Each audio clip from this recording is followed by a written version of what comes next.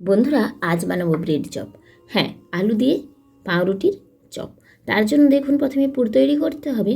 আমি আলুগুলোকে ঝুড়ি ঝুড়ি করে কেটে নিয়েছি। এখন এই আলুটিকেই আগে ভেজে নেব। আপনারা অনেকেই হয়তো ব্রেড চপ অনেকভাবেই বানিয়ে থাকেন, তবে আমি এইভাবেই বানাচ্ছি। আলুটাকে প্রথমে হালকা আঁচে নেড়ে নিয়ে ওর মধ্যে নুন দিয়ে আবারও একটু ভেজে নিলাম। আপনারা খুব সহজে এই রান্নাটি করতে পারেন। ওদিকে আলুটা ভাজা হোক, এদিকে আমি একটু বেসনে নুন দিয়ে বেসনটাকে একটু ভালোভাবে ফেটিয়ে নেব। এখন আলুটার মধ্যে দিয়ে দিলাম অল্প পরিমাণে গাজর। এই গাজরটা আপনারা নাও দিতে পারেন, আর আমি দিচ্ছি কারণ বাচ্চাকে একটু সবজি খাওয়ানোর দরকার, তাই ওর খাবারগুলোতে একটু গাজর দিয়ে অ্যাড করি।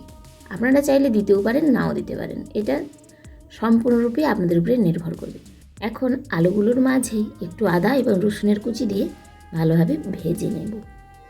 আদা এবং রসুনের কুচিটি আগে দেওয়ার কারণ হলো এগুলো একটু ভাজতে হবে, নইলে গন্ধ রয়ে যাবে এদের। এবার ওপর দিয়ে দিলাম পেঁয়াজ। হ্যাঁ, একে একে সমস্ত মশলাগুলি আমি দিয়ে দেবো। এটি সবুজ মটরশুঁটি। সবুজ মটরশুঁটিটাও দিচ্ছি এই কারণেই যে এই সবজিগুলো খাওয়াবো, আর এটা দিচ্ছি পেঁয়াজের ছাই। এবার ওপর দিয়ে দিলাম একটু লঙ্কা গুঁড়ো আর একটু নুন, কারণ এই যে সবজিগুলো দিচ্ছি তাই এবার নুনটা দিতে হবে। সবশেষে দিয়ে দেবো ধনেপাতা। দেখুন, এভাবেই আমি কিন্তু এই আলুর চপের যে ভেতরের যে পুর, তার মশলাটি বানিয়ে নেব। খুব সহজেই আমি মশলাটি তৈরি করছি, এবং সত্যি কথায় এই মশলাটি খেতে কিন্তু অসাধারণ হয়। হ্যাঁ, এর মাঝে আরেকটা কথা, ওই পুরটার মধ্যে অল্প পরিমাণে একটু চিনি দেবেন, অর্থাৎ নুন, লঙ্কা এবং চিনিটা আপনাদের প্রয়োজন মতো, আর একটু কালো গোলমরিচের গুঁড়ো, যেটা আপনাদের এখানে দেখানো হয়নি।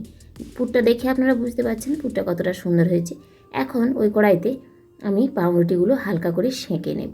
পাউরুটিগুলোকে আমি পিস পিস করে কেটে নিয়েছি, অর্থাৎ এটা পিস কাটা রুটি, সেটাকে হাফ করে আমি কেটে নিয়েছি।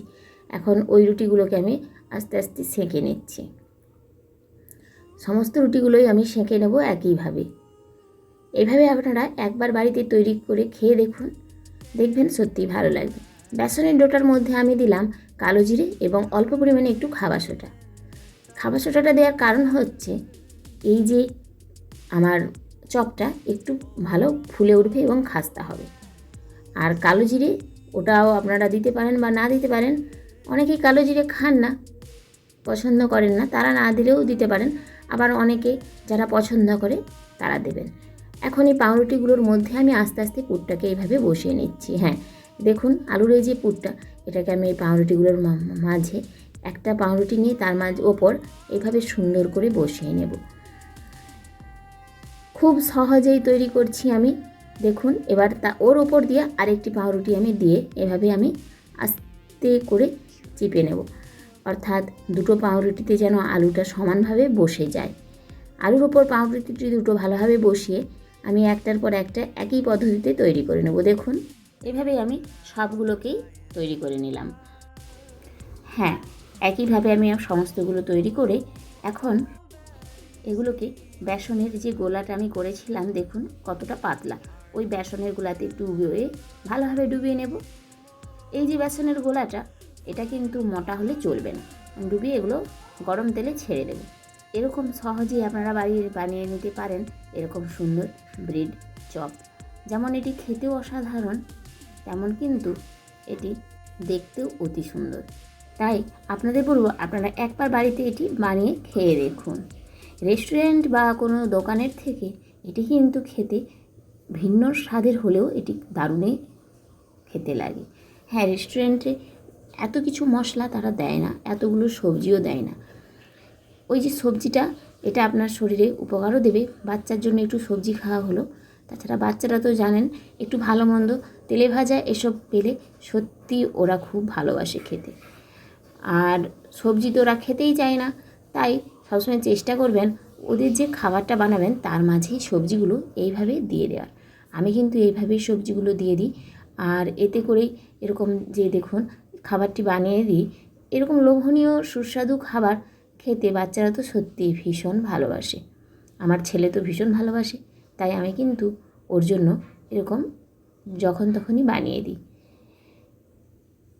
তো আপনাদের খুব সহজেই তো দেখিয়ে দিলাম এরকম সুন্দর একটি পাউরুটির চপ। এখন দেখুন এই যে কুমড়া ফুলগুলো, এগুলো বাড়িতে হয়েছিল, আর বেসনটা যেহেতু বেশি হয়েছে তখন ওই বেসনটার মধ্যে আমি কুমড়ো ফুলগুলো ভেজে নিচ্ছি। কুমড়ো ফুলের চপও আপনারা এভাবে বানিয়ে নিতে পারেন, এটাতে কোনো ঝামেলা নেই। শুধুমাত্র বেসনটা গুলিয়ে আপনারা বেসনটার মধ্যে কুমড়ো ফুলটা ডুবিয়ে ভেজে নিলেই হয়ে যাবে কুমড়ো ফুলের চপ। দেখুন এই যে কুমড়ো ফুলগুলো, এগুলোও কিন্তু সুন্দর লাগে খেতে, দেখেছেন কি সুন্দর, আর এগুলো খুব খাস্তা এবং মজমুচে।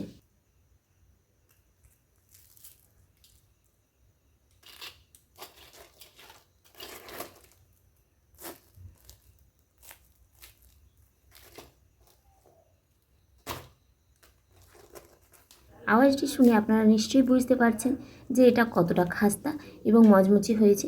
হ্যাঁ, এরকমভাবে আপনারাও বানিয়ে নিন। এবার গরম গরম আপনারা স্যালাডের সঙ্গে পরিবেশন করুন। দেখুন ভেতরটা আপনাদের ভেঙে দেখিয়ে দিই, দেখুন কী সুন্দর। তো বন্ধুরা, আমার ভিডিওটি কেমন লাগলো অবশ্যই কমেন্ট করে জানাবেন।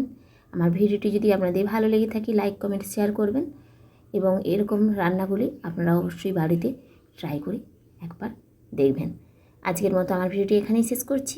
আজ আসি, ধন্যবাদ।